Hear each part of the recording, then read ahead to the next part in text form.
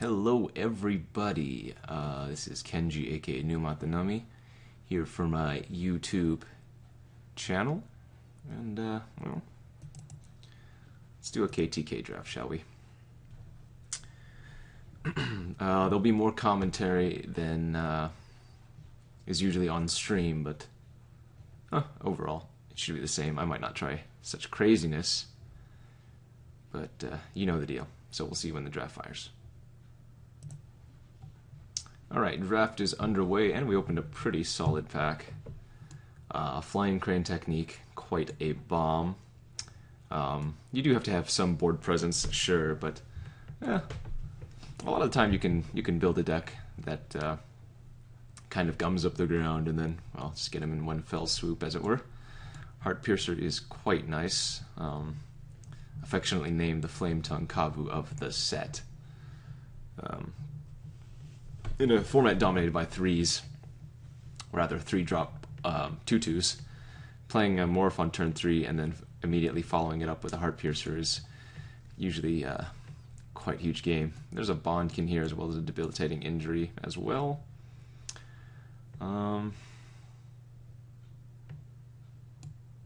Yeah, it's up in the air. I don't know. Like, this is certainly very solid, but it's immediately 3 colors. I think I'm going to go ahead and take the Heart Piercer off the bat, passing the Injury, the Bondkin, and the Technique. Alright, what do we have now? I think we're going to follow that up with that Mardu Horde Chief. It's one of the better 3-drops in my opinion, and certainly in an aggressive deck, this is exactly what you're looking for. Combine this with any Rush of Battle, Trumpet Blast type effect, especially in a deck that prioritizes, swarming the board early. And you have quite a nice card. I mean, I could consider taking the War Shrieker. It is one of the best red commons, and I already have the Heart Piercer, but I do not mind taking the Horde Chief. There's a Bring Low as well, and like a River Wheel Aerialists, but I think the Horde Chief's a great pick. Also, it beats every single morph in combat that early in the game, right? Okay, now we have 2 options that we can go immediately off the bat. Jeskai Elder and Debilitating Injury. Again, we've passed the Flying Crane Technique, but it's more important about what you're getting past in the first pack, because that same person is going to pass to you, or those same people are going to pass to you in the 3rd pack. But I think these are both nice signals either way we go. Because, well, the thing is, I passed both Injury and the Crane Technique in the first pack, so it really goes either way here. I think Mardu generally lends itself better to the swarming plan, but that's not to say Jeskai Elder isn't excellent. It's one of the better 2-drops for sure. I think I'm going to go ahead and take Injury. You could also consider just taking the Horde Mate here, and maybe that's what I should do. Stick to one color, or stick to 2 colors and see what happens. In fact, I'm going to change my mind real quick here and go ahead and just take the Horde Mate. Kind of a late swap, or a late mind change, but I don't know what I'm doing yet, and Horde Mate's fine in the correct deck. Usually in the Mardu deck for sure, because you have the Skull Hunters make them discard an additional card. Alright, 2 picks here, Kirin and the Leaping Master. I'm going to go ahead and take the Kirin, even though I think the I'm going to take the Master over the Kirin, even though I think the Flyer's the better card. We already have a Horde Chief, so that means we want to be attacking on turn 3, and the Horde Mate can get it back. Pretty decent start, I would say. Nothing too bomby. The Heart Piercer is very solid, but it's not, the nuts. We've passed Jeskai Elder, we've passed 2 Debilitating Injuries, some other Jeskai cards. Alright, I think it's a pretty easy win-scarred crack here. Fixing is quite valued in this format. Decent pack. There's a Treasure Cruise here, we've already passed a few of those. Rider's quite nice. Active Treason and Defiant Strike would certainly make this type of deck, but I think the Fixing is going to make the cut 100%. Even if we're just 2-color, red, white, it's nice to have a crag. And if we do go to 3 colors, then it's really important to have the fixing.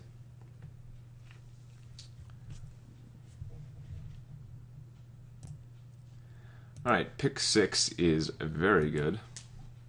The tri-lands are valued quite highly in my opinion, or you should value them quite highly. There's also a Bloodfire Expert, which is fine in this type of deck. Rush of Battle, which is very, very strong. We already have 2 warriors, I guess pseudo 3, because the Horde Chief produces an additional warrior. I think these go later though, and you can pick up replacement in like Trumpet Blast, or if you end up going black, Raider Spoils. I'm going to go ahead and take the Mystic Monastery here. Worst case scenario, it only fixes for our red-white. Okay, not a very good pack. It's either Summit Prowler or Valley Dasher. I'm not going to consider the Monastery Flock. I don't see any reason to take that over one of the colors, or one of the cards that's already in our color. Not the biggest fan of Valley Dasher, but I do want early drops in this deck. That being said, I'm going to take the Prowler here because you can pick these up quite... I mean, you can pick both of these quite late, but I think the Prowler is a little bit better. Alright, this is pick 8, so this is the last pack we hadn't seen. Decent pack, Parapet's solid, Bitter Revelation's fine, Glacial Stalker's pretty good. There's also a Cliffs and a Tormenting Voice. It's pretty awkward if I end up taking the Cliffs here, moving into Jeskai after passing the Flying Crane technique, but that card certainly isn't necessary in Jeskai. I think I'm going to stay open and take the Cliffs here. Stalker, Tormenting Voice, Mentor, all fine. Pretty good fixing so far. Pretty easy Bloodfire Expert. Nothing else in the pack.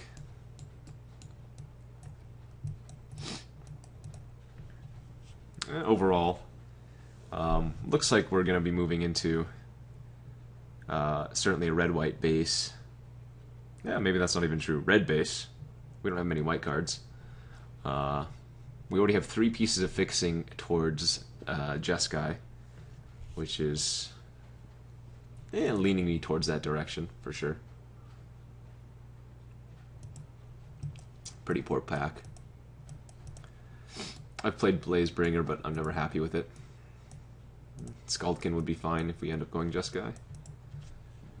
Didn't wield the Crane Scout or the Flying Crane technique, but didn't expect it to.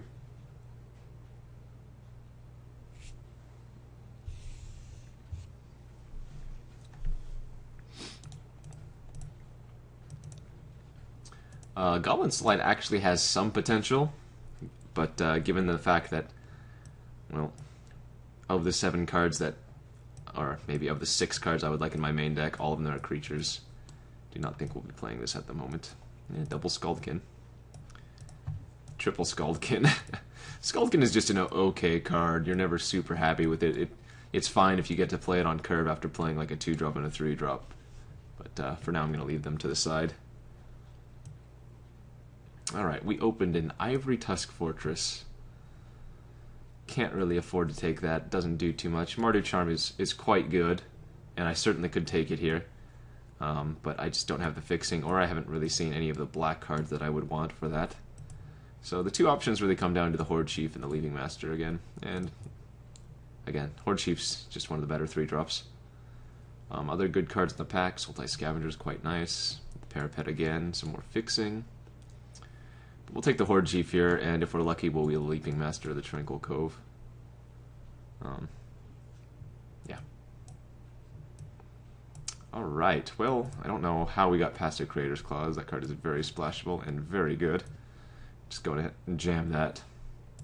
We already have 2 cards that turn on the Ferocious. The Summit Prowler itself has a base 4 power, and Bloodfire Expert is going to trigger its prowess before the Creator's Clause resolves, so it would in fact enable the +2. Another pretty solid pack here. Dead Drop's nice. Big fan of Bloodsucker, Bloodfell Caves for the fix, some Hoot Hoot action, Boon, Skull Hunter, Rush of Battle, Scavenger, Trumpet Blast. Like, we're certainly wheeling something out of this pack. Even if it's just Trumpet Blast or Rush of Battle, I'd be very, very fine with that. But the easiest Crater Claws. Now, I could just be red-white. There's nothing wrong with that. Skullkin's certainly not a card that you would play blue for by itself. If that's the route I'm going, I'm going to need to pick up a lot more 2-drops. Like if that Leaping Master wheels, we're going to be in a great position.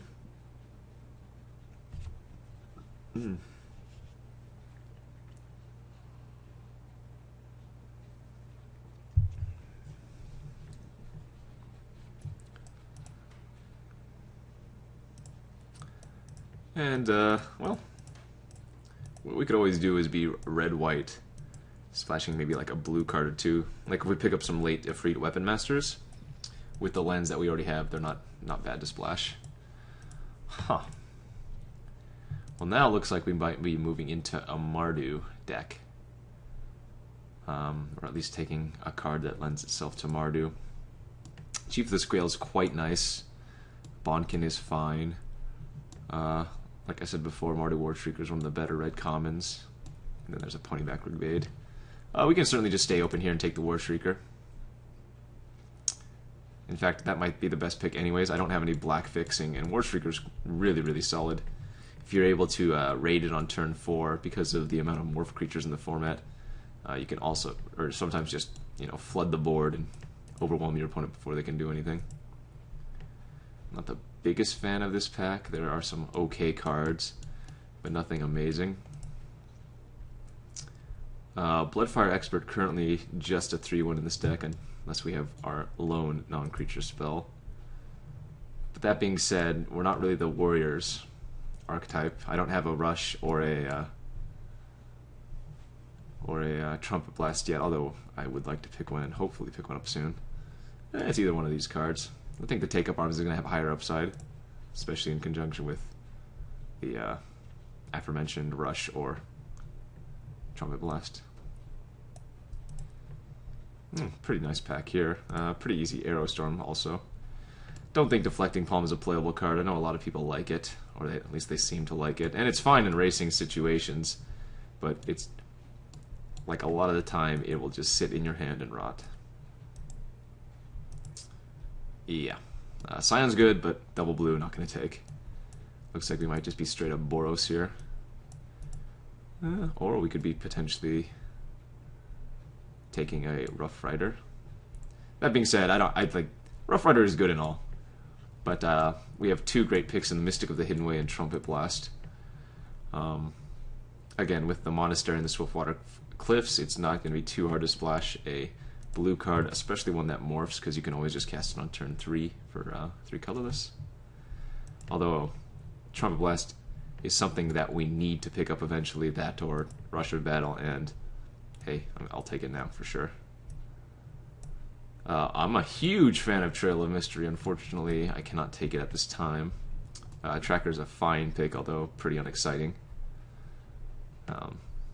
Worst case scenario, it's just a shoddy morph card. And in the rare instances that you get to actually eat something, that's, well, makes it slightly better. That's a really good pickup. Again, Warshrieker is one of the best red commons, if not the best. There's nothing much else to say about it. We can just overwhelm our opponents with turn 3 morph, turn 4 attack, or shriek and play another 3-drop, whatever that may be. I've seen a lot of people play Swift Kick. I'm still not sold on the card. I do not think it's very good. Nor is Cavalry playable at all, and it's been played against me many, many times.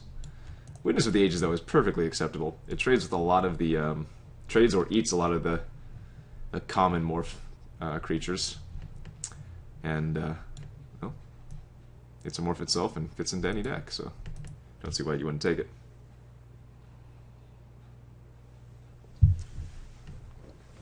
The only one it loses to is the Snowhorn Rider. Whoa. Now this is a nice pack. So this is the one that we thought would wheel something. Not going to take Bloodfell Caves. I think we're just going to stick to Boros for now. Rush of Battle, Trumpet Blast number 2. I'll take the Rush. Sage Eye here is fine as well. It is a warrior for Rush of Battle effects. But this type of redundancy is nice, and the life gain is certainly relevant in racing situations. I mean, I guess I'll sideboard in a race over a random green card that I won't play. Excuse me. I'm sipping on some Road Warrior Green Flash beer. It's apparently a 9% beer. Well, we saw that late Soothsayer not too long ago, and Scout the Board is one of the better cards in the Sultai Delve deck, so looks like that might be open, at least in this direction. We're looking to open, I mean, clearly like Sarkin, High Sentinels, Jeering Instigator type thing, but any 2-drops I'd be happy with. Secret of the Way, that'd be very nice.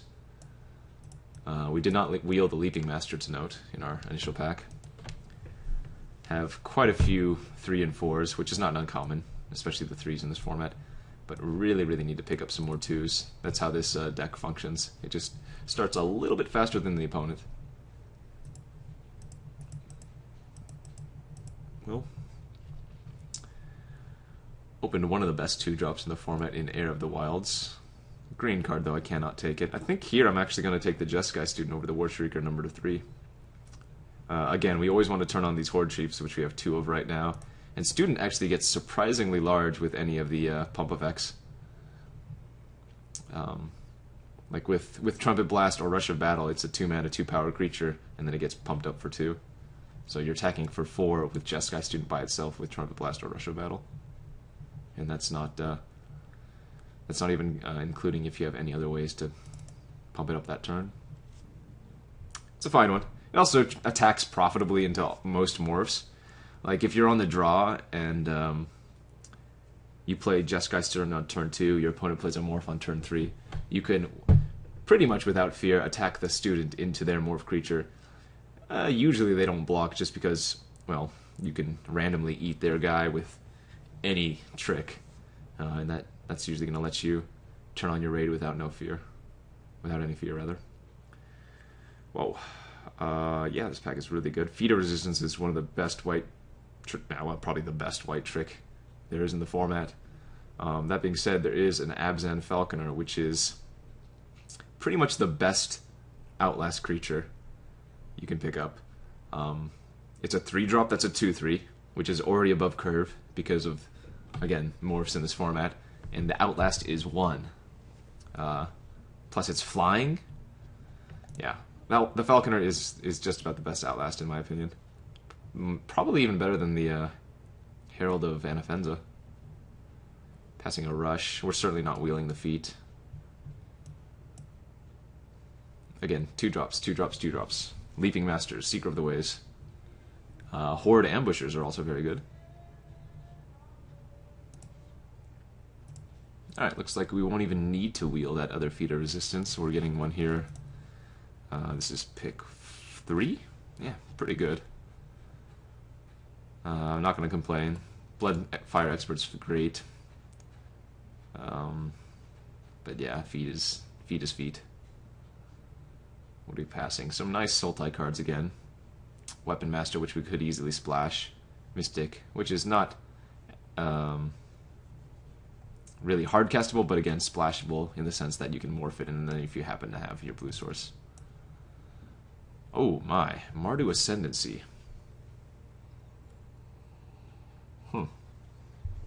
Well, that card does some real work in conjunction with Trumpet Blast. Whew. I don't have any black fixing. No, I think we just end up taking another Jeskai Student here. The Ascendancy would be great, but I'm not going to compromise my mana base for 1 card. When we already need more 2-drops. And Student's a fine one. Passing a Kill Shot and a Windscarred Crag, kind of awkward, but again, necessary.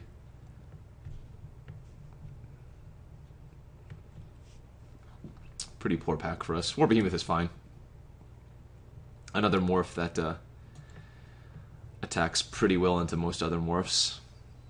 I mean, we're passing nice cards otherwise, but we can't take them. Go ahead and take the War Behemoth here. We still need like 1 more playable, maybe 2. No playables here. Siegecraft is not a playable card. We'll just hate on the Glacial Stalker, I suppose. This is another card, or another morph card that we can potentially, play and just splash off our 2 lands. Hopefully not. I think I might rather run the Blazebringer over that. Looking good so far. Active Treason, Bringlow, and Defiant Strike. Okay, these are all 3 good options for the deck. I do want all of these. The Defiant Strike certainly gets better because I have 2 Jeskai students now.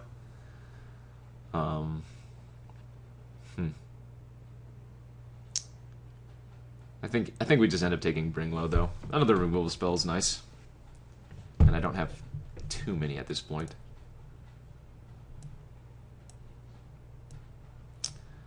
I'm just gonna hate on Savage Punch again. We're not gonna play the Swift Kick.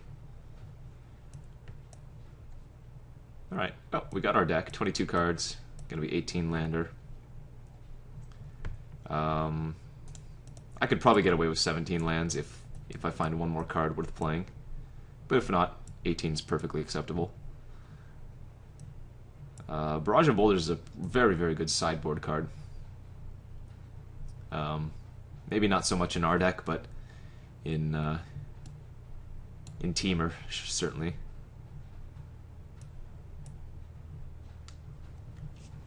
Having a nice falter effect if you have a 4-power creature. Well, I can't say I'm overly impressed with the deck, but it has the capability of getting there for sure.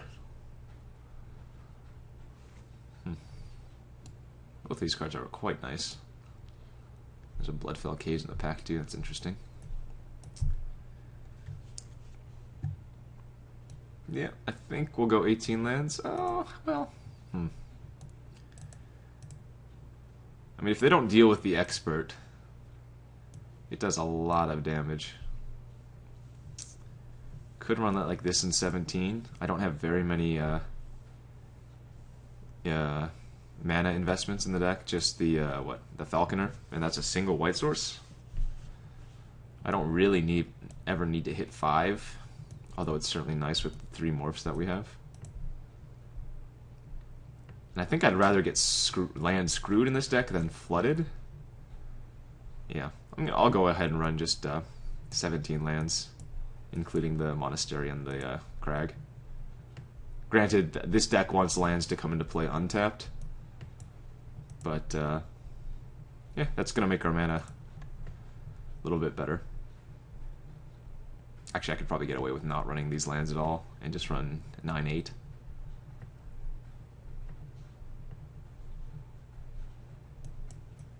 But I think we still do. I think. It's pretty awkward if we have a tap land on turn 3. Like keep a 2-lander and draw a tap land when we have the Horde Chief in hand. That would be awkward. I can probably just play the Windscarred Crag in 1/1. Or sorry, 8/8. I mean, single white and just 2 double red cards. Yeah, I'm gonna go like that instead. I don't want to get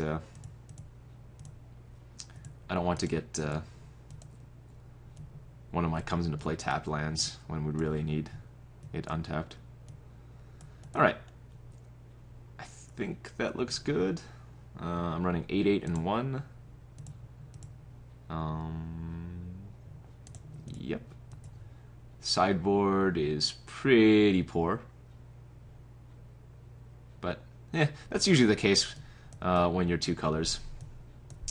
Yeah, you've pushed a little bit to get enough playables because this is really predominantly a 3+ color format. But when it comes together, and this kind of did, it can certainly pay off. Really glad to have the Trumpet Blast in the Russia battle. All right, we'll see you back, guys, for round 1, and thanks for tuning in. Alright, we're here for round 1 with our Boros deck, as it were, in KTK draft. We won the die roll. We are certainly going to choose to play first. Not the best hand, but it's certainly pretty decent enough to keep. We don't have a 2-drop. We only have, 3 in the deck, though. And I think we have just about the best 3-drop in the deck. So the plan here is just to go turn 3 Falconer, turn 4 level it up once, and then play our Morph face down. Turn 5 we can attack with both if we want to, or we can level the Falconer, hold up Bring Low. Certainly attacking with at least the War Behemoth on turn 5, because we can flip it up. We'll see what happens, assuming the opponent opts to keep their hand or not. Alright, they kept their 7 as well. Got a fair game. Leading with a Swamp. Hey, look at that. One of our very few 2-drops. The most fragile of them, but certainly just jamming it. Alright. Looks like he might be the Mardu aggro deck. I don't think I've ever seen a red-white deck in this format. Or sorry, a red-black deck in this format. But certainly red, black, white. Oh, he kept a 2-lander and did not get there. Okay, if that's the case, I think what we want to do... Well, we don't have our 5th land yet, so... I'm going to go ahead and get super aggressive here. And bring low his Skull Hunter, attack for 4.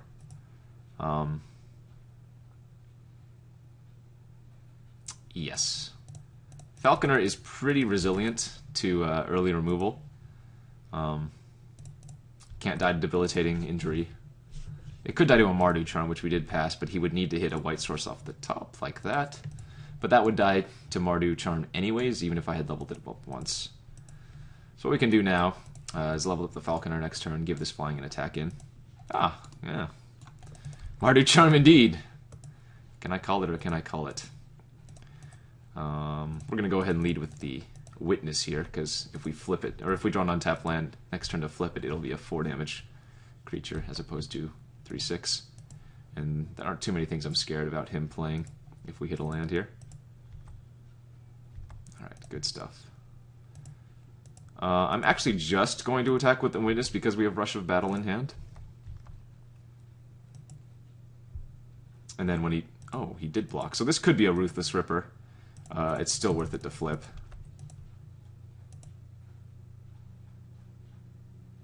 Just in case he wanted to preserve some life. Alright, man, I'm calling his shots, and that's not what I like to do. So he revealed a Scavenger. Sorry, I clicked that too quickly. So that's already something that he could play next turn that trumps the Leaping Master. Well, he's had the cards. He ripped another land. Okay, we're going to play it a little bit conservatively now. We just want to develop our board with creatures.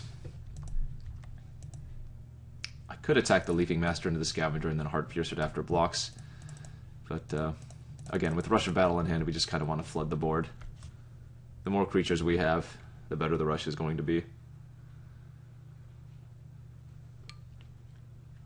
Next turn I get to attack with the Behemoth. And pretty much just get to flip it. If he has a Heart Piercer of his own, that's quite bad. Bondkin, that's completely fine. So what happens if I Rush of Battle now? Well, this can block any of them except for the Jeskai Student as trade. So I think we'll just attack with the War Behemoth. And I'm not actually going to flip it. That only adds 1 extra damage. I'm actually going to go ahead and play the Heart Piercer out here and hit his face. Again, we're just setting up a very lethal Rush of Battle. The thing about playing the land is that I get a little bit hosed by another Skull Hunter, but that would mean he attacks with a creature and the Skull Hunter comes into play tapped. And Rakshas's Secret already gets me anyways. But this way, if I draw a land, I get to activate the Leaping Master plus Rush of Battle.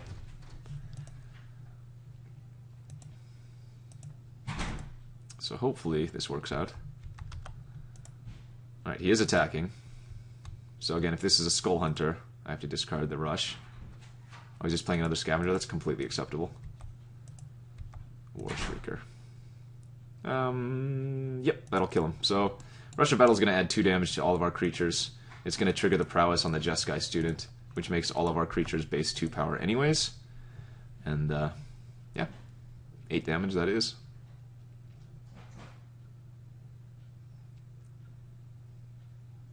Alrighty.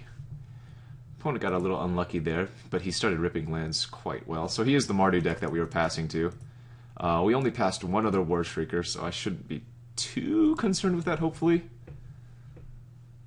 What else did I pass? I didn't pass any Crackling Dooms, no Butcher of the Horde or anything like that. Yeah, I probably would have taken those cards, truth be told, if we had seen them. Barrage of Boulders could be good against him if he has Ponybacks.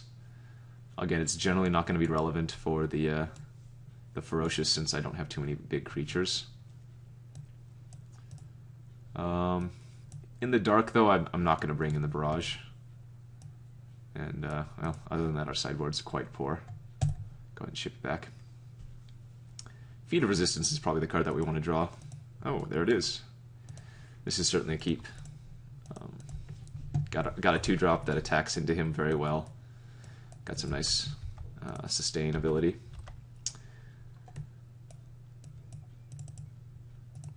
Just going to jam the turn 2 Skull Hunter again.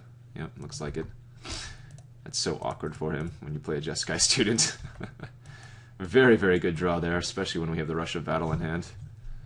Again, the Jeskai student attacks so well into morph creatures than anything else. Like, this is a snap attack. And if he does double block, then I get to Feat of Resistance and blow him out.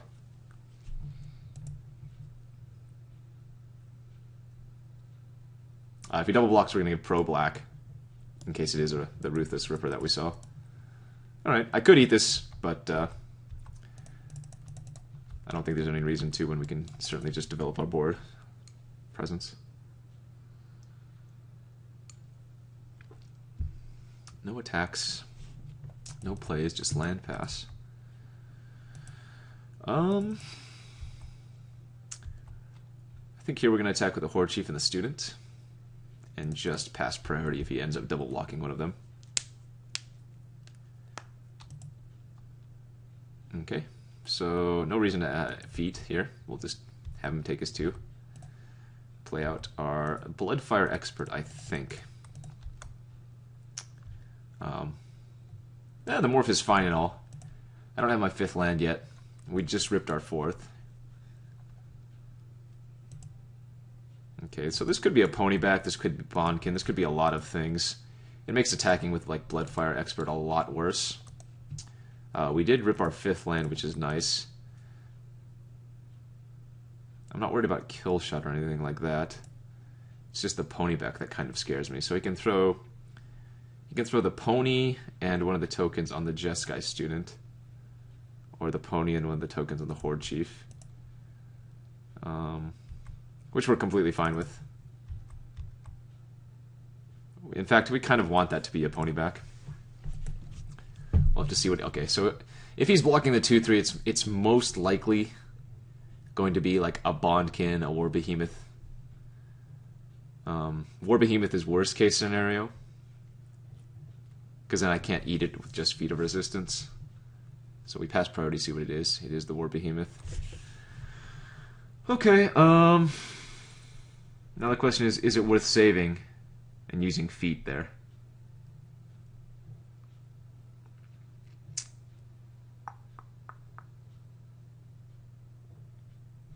I think the answer is actually yes. We can Feat of Resistance. This is going to pump up our Jeskai. So we're going to deal 2 damage to him. And then we get to play the face down Witness of the Ages. Next turn we're probably just going for Rush of Battle. All out attack. Depending what he does here, clearly. If not, I don't mind just sitting back.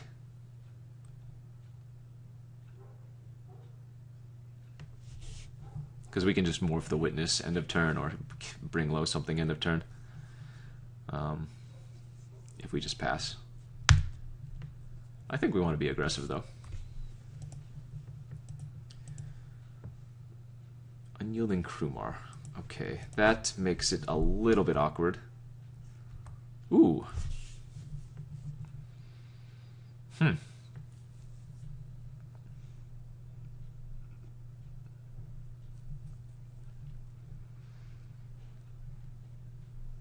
So the Krumar can eat my expert, my morph, or my warrior token if I rush of battle here. I think what we're doing here is just passing turn, holding up the morph and the bring low. He has 3 cards in his hand. Worst case scenario is one of them's Feat of Resistance, in which case I will have to Arrow Storm the Unyielding Krumar afterwards. High Sentinels. Yes, that is a card. That is certainly a card. Okay, well, he doesn't have enough mana to put a token on. He is holding up Feat of Resistance, potentially, but we're going to try to bait it out with a Bring Low on the Unyielding Krumar. If this Bring Low resolves, we're just going to Arrow Storm the High Sentinels next turn.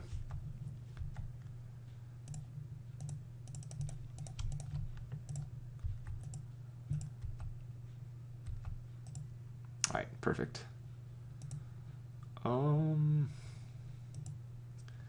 I could attack with a student, the Horde Chief, which would end up just trading with the Skull Hunter.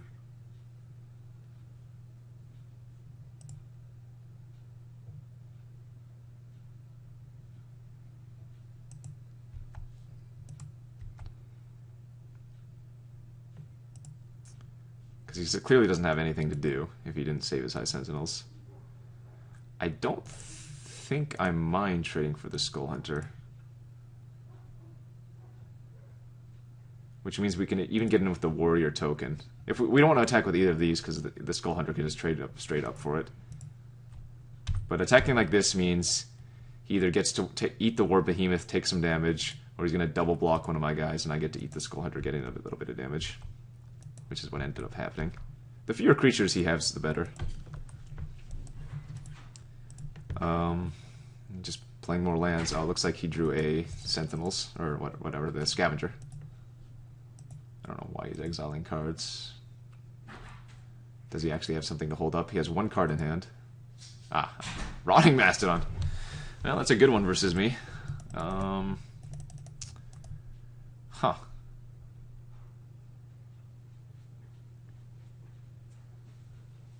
think we're just going to play out our 2-3 here and pass. I see a lot of people attack like 2/2s and one, like they throw away a creature just in order to turn on the raid, which doesn't make sense, clearly. Like all you're getting is an additional. I could attack the warrior and he might not block, but oh, he's attacking here. I like this. We're at. Well, we were at 21, so we don't mind taking a little bit of damage. Dazzling Ramparts. Okay, we're going to go ahead and pull the trigger on the Rush of Battle because the Dazzling can't currently tap something and it doesn't eat anything by itself. So he's going to take a bit of damage here. At least 7. And he doesn't get to eat anything except for the Warrior unless he double blocks. Oh no, I'm wrong. The War Behemoth can block the Morph. That's actually slightly awkward. So this is blocks here. He takes 7. He goes to 6. He's actually trading for the Expert, which is, I think, a mistake. Alright, well, so be it. Absolutely trade that Expert for the War Behemoth. He's still attacking us even though we're at 25 because we gained a bunch of life off the Warriors. Another Morph. Okay, well, we're going to play the sit-back game for a little bit. Because he has 5 mana, we can't really profitably attack. We do have Trumpet Blast in the deck, so it is worth running out the Scavenger, or rather the War Shrieker. And we can always draw some more removal.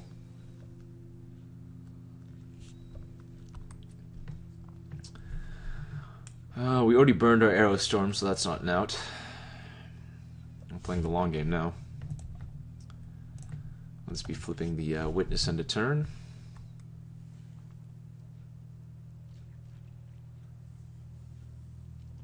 Guess you can tap a dude. Doesn't really matter.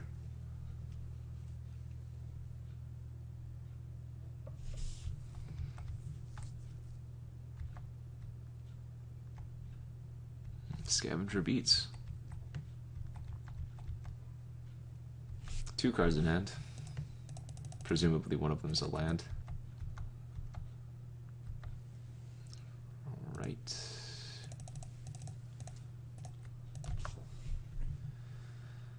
Still no attacks I really want to make yet.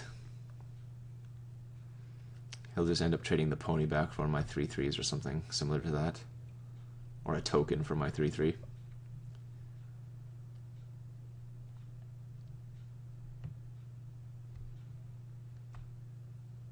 It's a clock, but it's not a very fast one. Crater's Claws. That's what we have left in the deck. He just cast Rite of the Serpent on my War Behemoth. No, that's not a very good card either, is it? I mean, again, I can start taking creatures off the board, but I'd end up trading my 3/3 for a 1/1, and then etc. etc.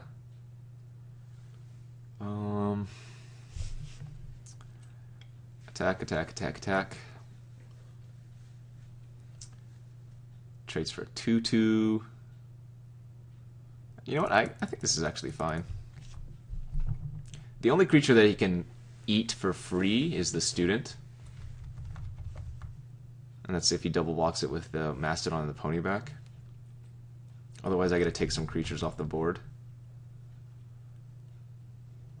I should have been making these attacks a little bit earlier. I also shouldn't have played my creature peak combat, but kind of in YOLO mode, as it were. I guess he's just chumping it with his Student. That's good. Which is a fine block, because... Actually, no, it's not. Never mind. Arrow Storm would kill him anyways. Yeah. I have no cards. Oh, God. Well, I also ordered incorrectly. So now we don't even get to kill the Goblin token. That's a bit of a mistake. So he should have one less Goblin token. I'm going to die to a Trumpet Blast if he has it. Which is another reason why I shouldn't have made this attack.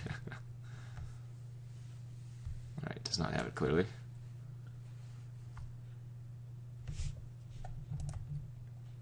Yeah, that was pretty loose.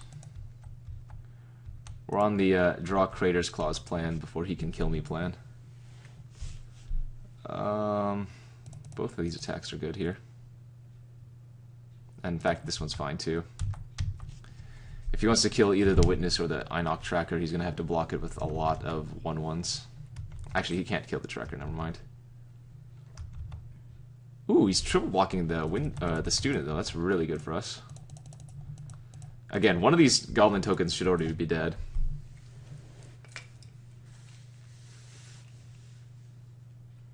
So, well, I guess he wouldn't have made that same block.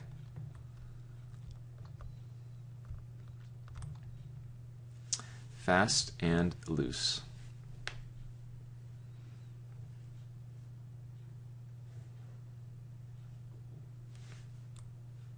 He's still attacking with the Scavenger. That probably means he drew a creature this turn, or something to do.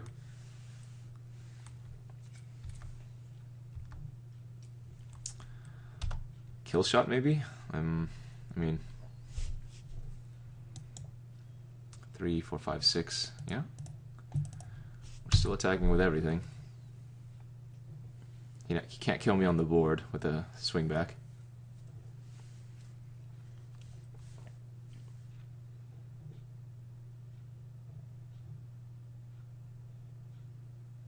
So it is like a kill shot. And he's going to need to draw like a pump spell next turn. I'll go to 2 though. Or a throttle, I suppose. Crackling Doom. Oh. Well, that'll actually kill me. If he goes for the attack. Yeah, I played this incorrectly, for sure.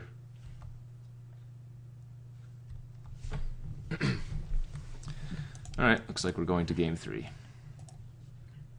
I'm sure the next card's going to be Cratered Claws. Oh, Heartpiercer would have done it too, I suppose.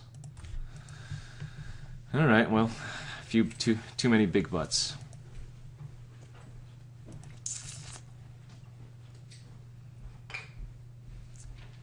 That's a result of me getting impatient, I suppose. I guess Barrage will come in for games like that. Tracker's not very good. I think we'll end up taking that out. My own fault.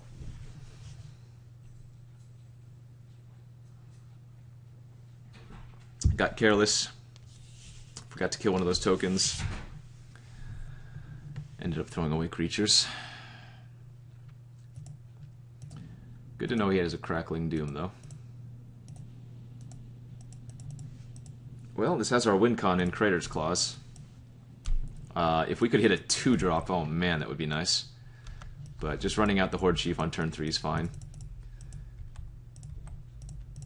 Okay, well, I really, really want to hit a 3-drop or a 2-drop. To combo the War Shrieker too. Man, hit the natural. Alright, Morph's fine. Boom, perfect. Alright, we're going to attack with the Horde Chief here. We actually have a good play if he ends up double blocking. Oh, it just takes it. Okay, so he likes his Morph. That's pretty scary. Crackling Doom currently kills the War Shrieker.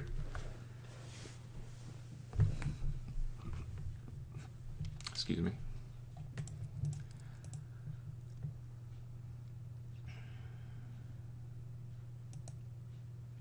All the morphs.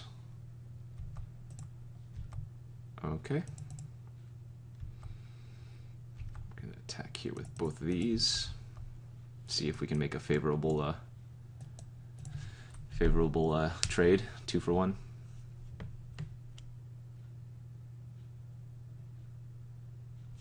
Interesting. So he didn't block this last turn, which leads me to believe it's probably not Ripper. But if it is, that's fine. If it's not, well then we just 2 for 1 him. Okay, it was a Bondkin. Wow, that was, I mean, best case scenario, pretty much. Alright, he has enough mana to flip whatever that is. Probably Pony again, I would assume. I really want to get some counters on this Falconer.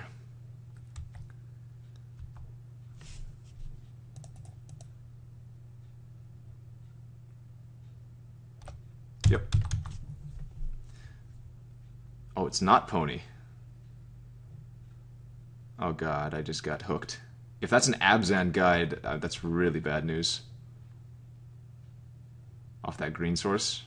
Okay, it's a War Behemoth. I don't know why I made this attack. I should have known better. There, like, we saw Pony from him, sure, but we saw other morphs, including, yeah, the Bondkin and the War Behemoth. That was a poor play. Don't try that at home, kids.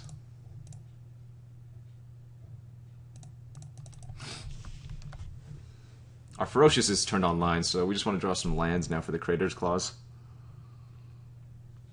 And if we can hit him, any number of times with the Absent Falconer, we'll be in great shape.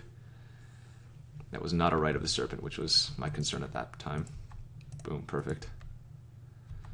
Alright, he's not going to block here. He's going to go to 10. We're going to War Shrieker and Witness.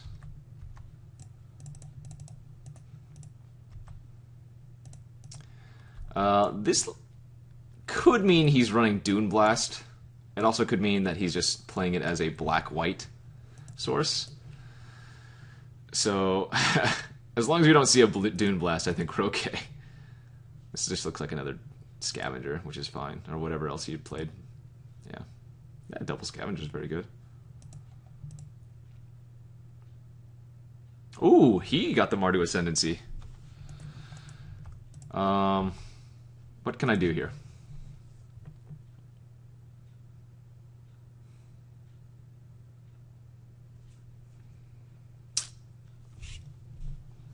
What can I do here?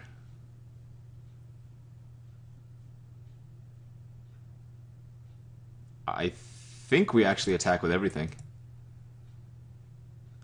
He takes minimum of 4 damage.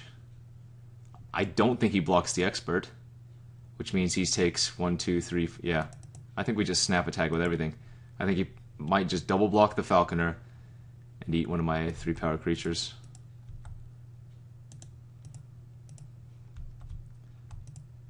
He can always sack this to give his guys toughness, but that's not what we're concerned about.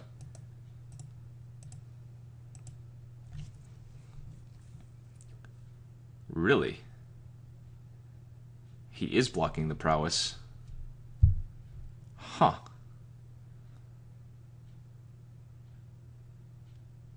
Well, he's taking 5 here. Oh, that kills him. That's good enough. Never mind. Yeah, I don't know why we got the second pick. As they say in the business, YOLO.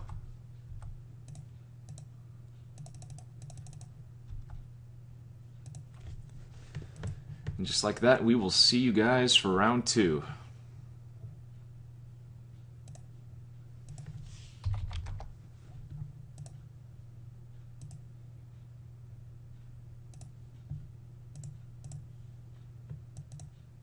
Alright, time for round 2. The opponent has won the die roll and opted to play first. Our hand is pretty bad. This is yeah, not the hand you want to keep. I don't have any 2-drops.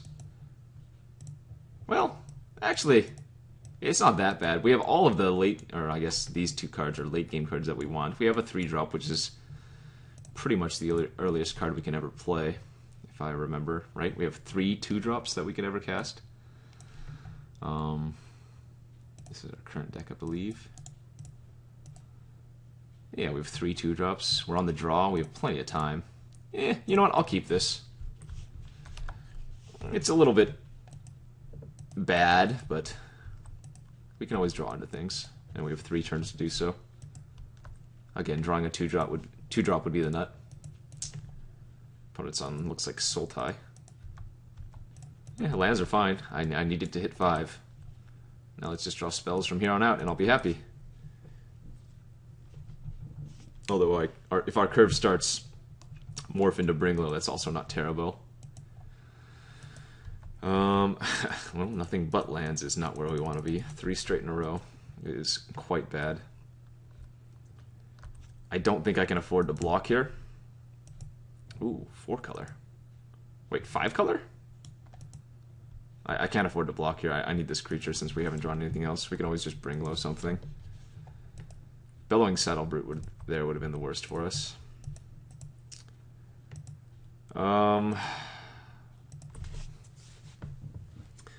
decision time. Do I want to kill the morph and attack for 2? Where does that leave me? The next turn I get to attack with a 4/4. Sorry, attack or Bringlow the long shot squad attack for 2. I think we're gonna go with that. I'm not gonna have any fear of the unknown. If it is an Abzan guide, oh well, we'll Aerostorm it. If it's a Woolly Loxton, that's kind of bad. If it's an Abomination, he might just flip it, loot, and then I'll kill it.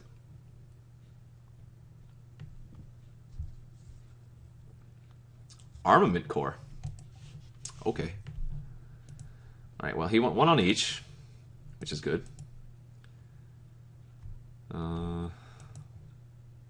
3 cards in hand, and I've drawn... How many lands have I drawn? Too many? I kept a 3-lander. I've drawn 4.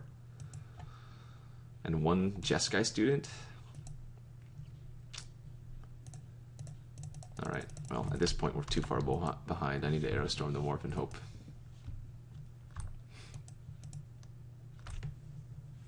We're going to need to draw pretty well from here on out. Certainly not blocking here. But taking our 1/3 of our remaining life total is not very good for us.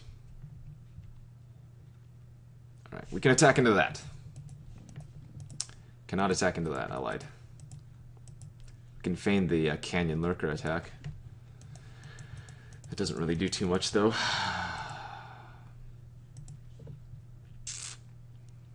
Already used Bring Low on the long shot squad, so we can't kill this anymore. Oh, okay, that's a thing. That's definitely a thing. Ideally, we would have used that on our opponent's face. I think we're going to end up Crater Clawing the Armament Core here, but I'm going to go ahead and attack with a Morph and see if he blocks, since we're not blocking with it. And if he blocks with his Morph, holy heck, yes. That's exactly where we want to be. Yeah, I mean, he should block here. We've proved already that it's not a Canyon Lurker because we didn't attack into his Armament Core the turn before. This is going to be our best out, I think, and we're going to have to hope that Morph is very, very bad. Monastery Flock, please. That would be nice. Best draw at this point. Well, if he doesn't flip his Morph creature, it's going to be the Heart Piercer.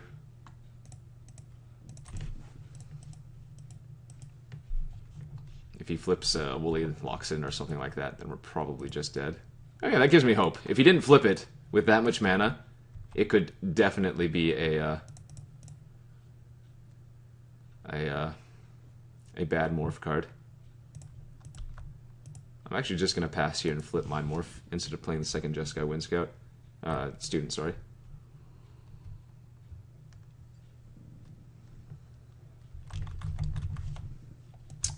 Ah, it's a Mystic of the Hidden Way. So he had one card in hand. He could have flipped this. I mean, that's going to kill us next turn because of the Parapet.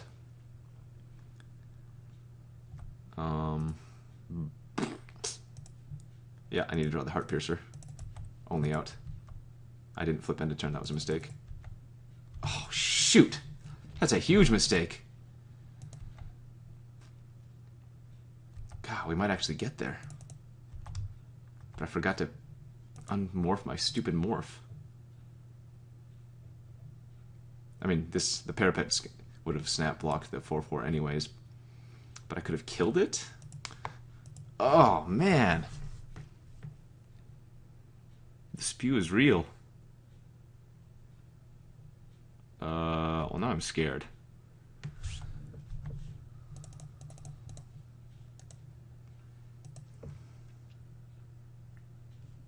God, if he plays like a Disdainful Stroke off that blue source, I'm going to be very, very sad. If this dies, I'm very, very happy. Alright. Oh, that kills us. Guess it did not matter. No warriors for the rush of battle, so the life gain was irrelevant.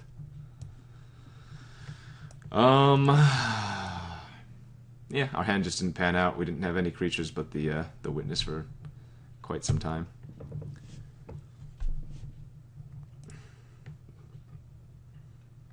We'll run it back and just hope to get there, I suppose.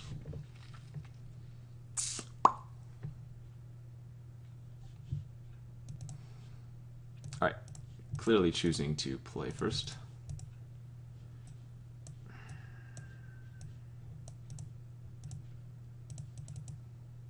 I don't think you can mulligan this hand, but it's not good. We're gonna need to draw into a 3-drop at the very, very least. This is a good hand to draw Rush of Battle or Active Treason, or sorry, Rush of Battle or a Trumpet Blast. Best 3-drop in the deck. Good hit. Unfortunately, we can't level it. We're gonna have to just prowl on turn 4. But yeah.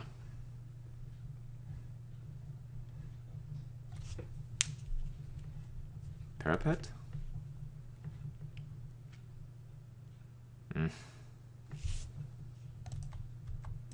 Wow, where were you last turn? Alright, new game plan. We're going to go ahead and level this and then play the Student. The Prowler doesn't attack into the Parapet, and I don't want to waste the Feat of Resistance killing the Parapet.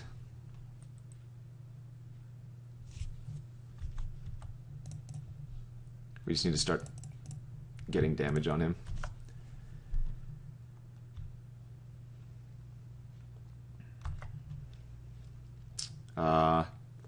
Pretty much going to hold up Feat of Resistance for the rest of the game if he doesn't kill the Falconer this turn.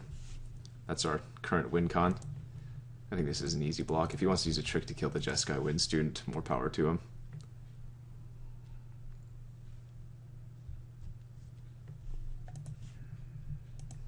Tuskguard Captain's a nice one.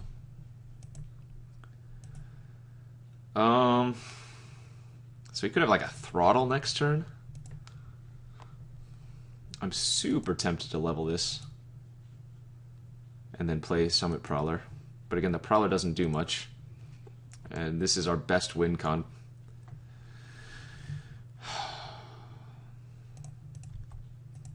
Well, I don't like it, but I'm just going to attack with the Falconer and hold up the take-up arms and feeder resistance. Eventually we can feed of resistance on a different creature to give it flying if we still have the Falconer in play.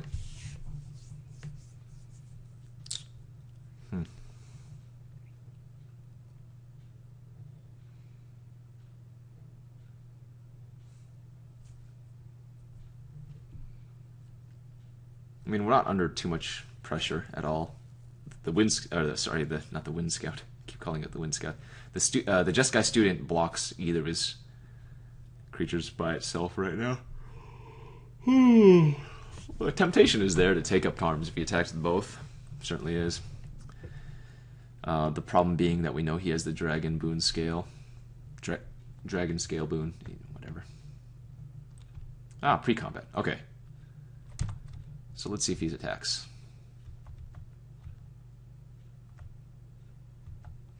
Does not. Okay, well now we gotta play the Prowler and hold up feeder resistance, so that's pretty good. This is an issue. Hopefully we just draw Bringlow. That doesn't do anything right now. Him having reach because of the long shot squad's pretty bad. We're gonna need to draw one of our combat tricks, Rush or Trumpet Blast.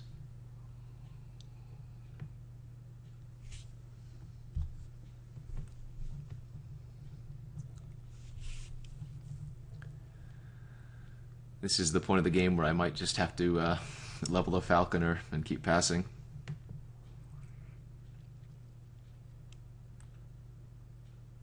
Incremental growth? Oh, God. Well, that's very bad. Now they have reach and trample. Every single one of them. Whoa! If he attacks with this, I am so happy. Holy moly. That is the best case scenario for us. That is an absurd attack by him if he makes it. That is how we can win the game.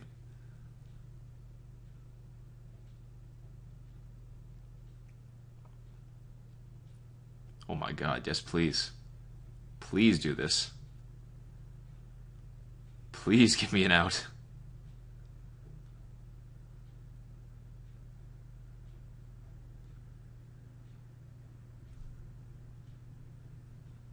I was gonna say, I can't imagine he actually makes this attack.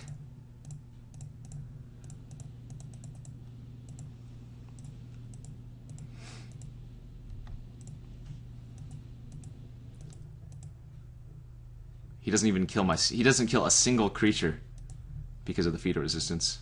We give the Prowler pro green and he doesn't get to kill the student.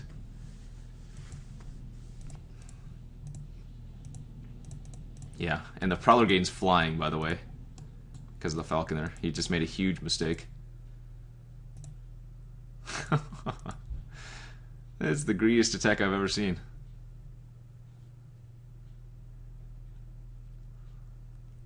The nice thing is, even if he did kill student, we would just get it back next turn. But, I mean, man.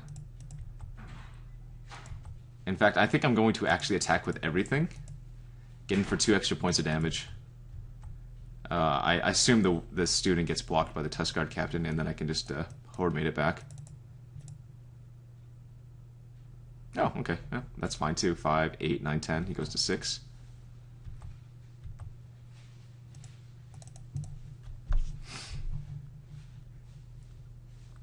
Alright, he's going to need a way to kill the Falconer here, otherwise he's dead.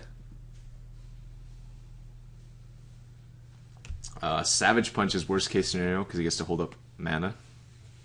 Throttle, he has to tap out for. And then I have a chance at drawing a lot of things.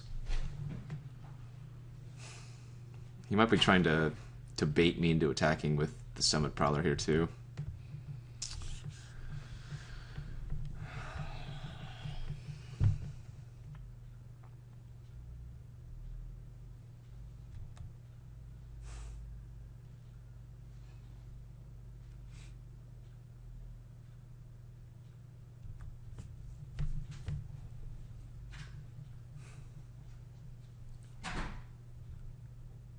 But even if he kills the Falconer, the Summit Prowler still trades away with both the Chief and the Tuskguard Captain.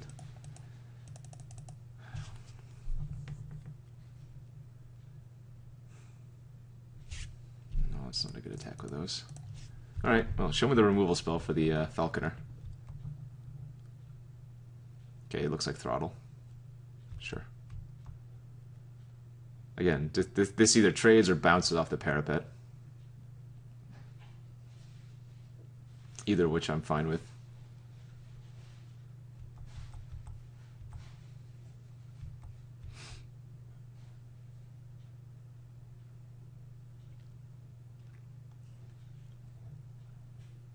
What would I rather kill here? Probably Chief of the Scale. Even because I don't care if he's leveling that, even though we know he has the boon. And that makes the Tuskguard Captain smaller by toughness. Hordemate doesn't bring anything back. But it's better if we draw Blast or Rush to play it out. Alright, life gain's good for him.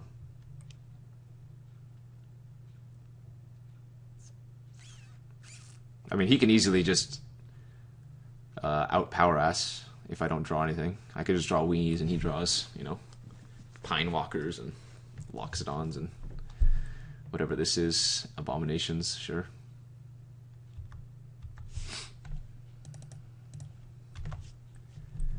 Alright, so Crater's Claws or Arrow Storm or Trumpet Blast or Rush of Battle. Like, we have 4 live draws that pretty much win the game.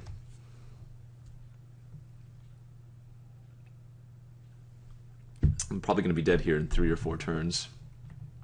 Well, 4 turns for sure. Potentially 3.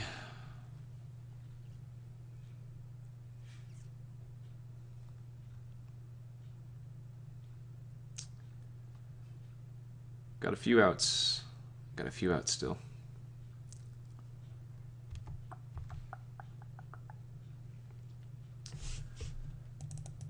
If I keep drawing creatures, though, it's going to be a little bit hard for him to attack with Abomination. Just because of the threat of numbers.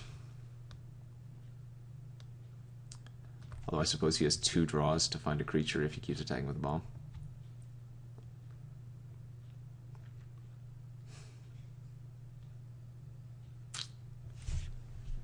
Alright.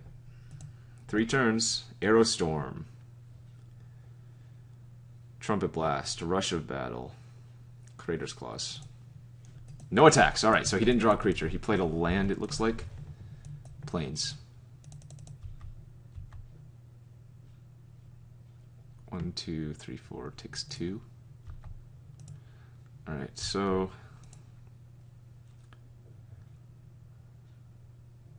I'm going to pause here on my attack.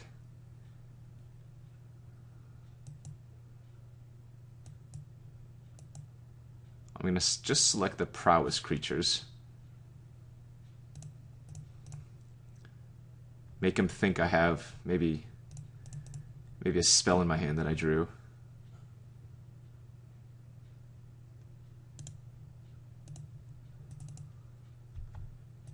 And then just pass very slowly.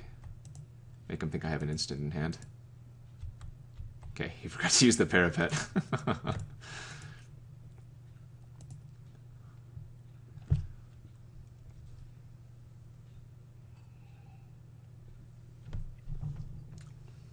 I'm actually going to want to play a land. Oh, he's attacking with the Abomination now. Alright, maybe I didn't trick him. The reason I want to play a land is for Crater's Claws. Although I guess I can just attack with everything if that's the case, unless he has like a Water Whirl. He discarded a Windswept Heath. I would probably discard a fetch land too.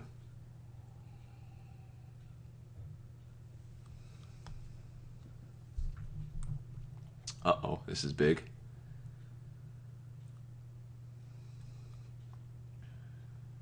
Oh, it's a Delve card. Dead drop? Shambling Attendants? It's at least 8 mana. 9. It is a dead drop, okay. Well, certainly getting rid of the Warrior token. Probably getting rid of the Jeskai Student. And still alive for drawing a few cards.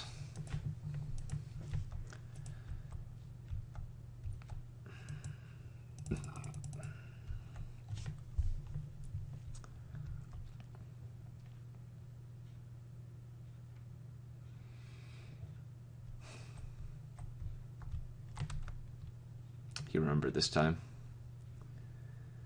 But we should be at 7 right now. Dead in 2 turns as opposed to 3, right? Because we go... Oh, no, we're dead in 2 turns. Never mind. So I need to draw... Crater's Claws to win next turn. Arrow Storm to kill the Abomination.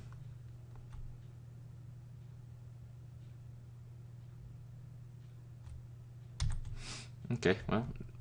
That doesn't speed up his clock, it's the same.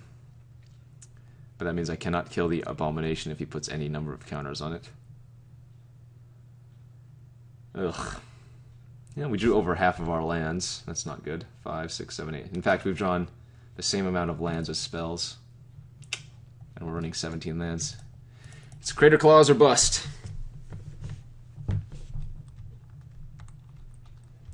It is Crater Claws or bust.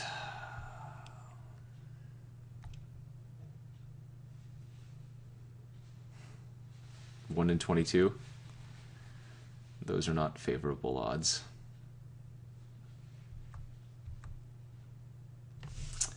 Now that'll do it, ladies and gentlemen. 10 lands out of 17 is quite crazy. Only drew 9 spells. So it goes. We had a few outs, but we just bricked too many turns in a row. We hit that War Shrieker, but besides that, it was lands for way too long. Well, that's not how I wanted to start the YouTube series, with a loss.